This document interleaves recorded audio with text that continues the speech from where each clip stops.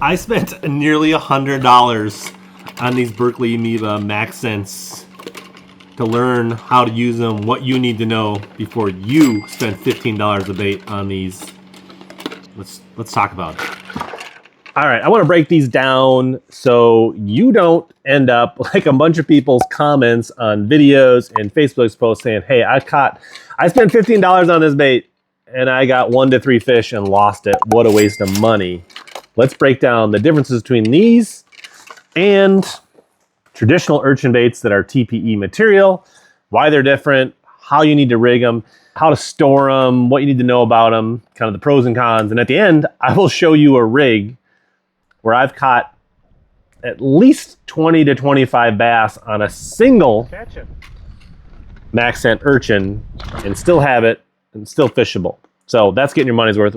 I'll give you that rig at the end. So the first thing you need to know is the packaging, especially for this 3.5 inch, is massive. This bucket fits the 4.5 inch probably okay, but it is kind of obnoxious. But I mean, it is sturdy. It does protect the urchin. It does have a sealed lid to protect the Maxscent, but it's a lot for a single bait, and a lot to keep. Even a big 21-foot bass boat like mine, it takes up a lot of space. I can't imagine as a bank angler or a kayak angler how you manage these, you know, and just in the garage and stuff like that. So be aware of that. It comes on wires in here that support it. I would definitely say if you're going to build your own urchin storage or repurpose, these wires are actually pretty strong and stable, so you could probably repurpose these, and you definitely could probably, at least a 3.5 inch, get 2 of these on in one bucket. So that's the packaging. Beware that it's massive. It's a lot. The only thing is, like, I think I would like to move it to a storage box like this, but does the Maxscent dry out not being in a sealed container? I haven't had enough time to figure that out yet. So the bait itself, let's open up a freshie here. Get the right.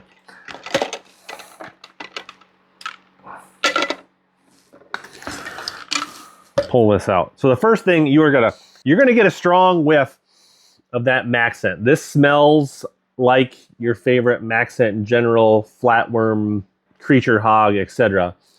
But it is a little more durable than like a General or some of those others, but it is not as durable as a TPE bait, like Arsenal Morningstar, 20mm Urchin, original Coike, right? These are TPE, virtually indestructible, high float, they float. This, a hook will rip it. You will bore a hole in it when you put a hook in it. It does sink. So these are a little bit heavier than these, even at the smaller weight.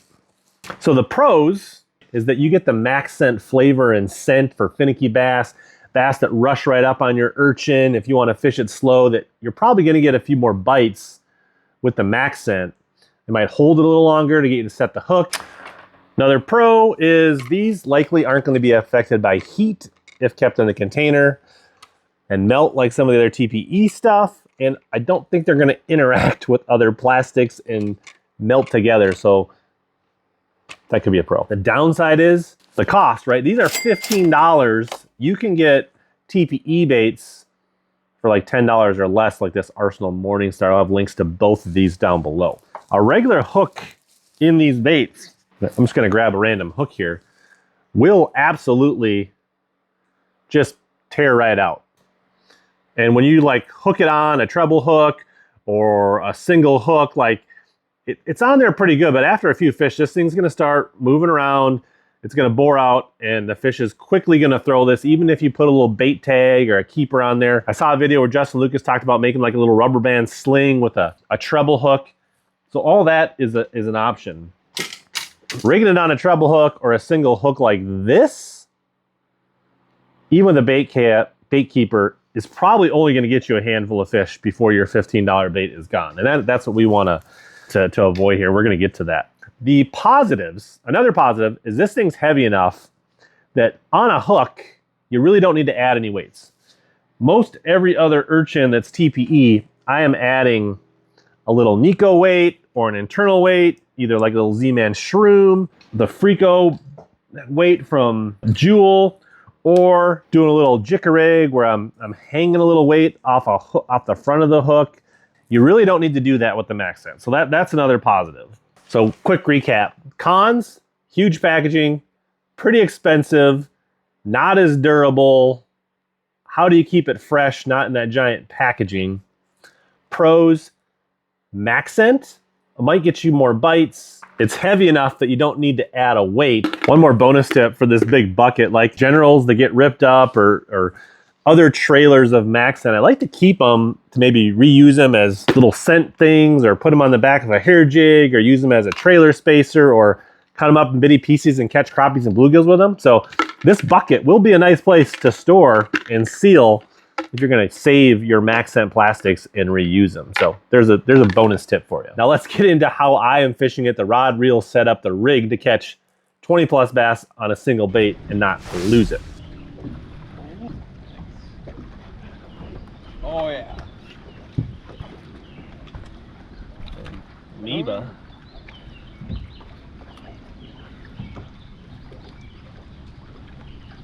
The key really is a line through setup. So I'm throwing this on a Dobbins 743, 16 to 18 pound line.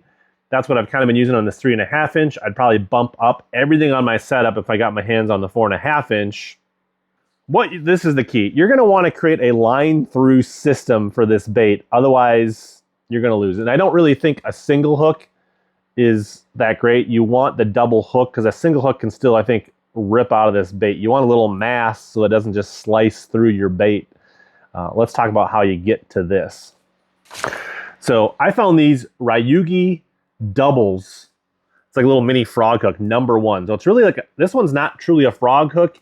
It's like a treble, but a double. And I think you could possibly make your own by cutting off a shank on a treble hook. These are getting kind of hard to find, but this is kind of what you want. And you can definitely use a treble as well.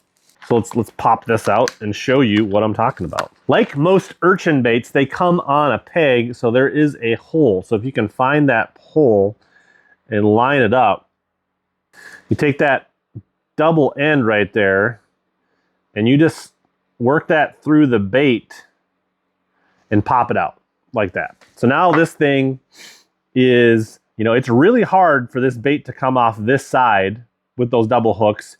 You've got the mass of the double shanks, making it kind of robust peg center, more than a single hook to hold it. And then you're gonna tie to this. So, and I've had this as it's worn out, the bait will go up the line. So on my setup here, I also added a little split ring to my hook after I slid it through. A little extra weight, a little more movement when I'm popping it and jerking it. I've been kind of fishing this like a power little fluke jerk bait around shallow cover and over grass and things like that. Now this one here has caught at least 20 bass from 8-10 inchers up to 2-3 pounders. And showing you some of the footage here of some of the fish catches. Surprisingly, very weedless. Even though you got these 2 hook points not covered up, these, as you pull it around dock posts and chains and branches and stuff, it kind of rolls. These are stiff enough. At least it's starting to get a little less stiff as I've used it and it's getting chewed on, but these are kind of deflecting and it surprisingly comes through cover. Now, if you could do the same thing with the treble hook, you would just get a 3rd point. Maybe it's a little less weedless, but you could use a treble if you can't find a double, or you can cut one of the shanks off, of that treble, and it's gonna make it even stay on the bait, on the hook a little better. As I've caught fish, like this thing does start to go up the line, right? But that's okay because it's still there. Then I just slide it back down and, reposition the hook and get back to fishing. And you can kind of turn it on the hook.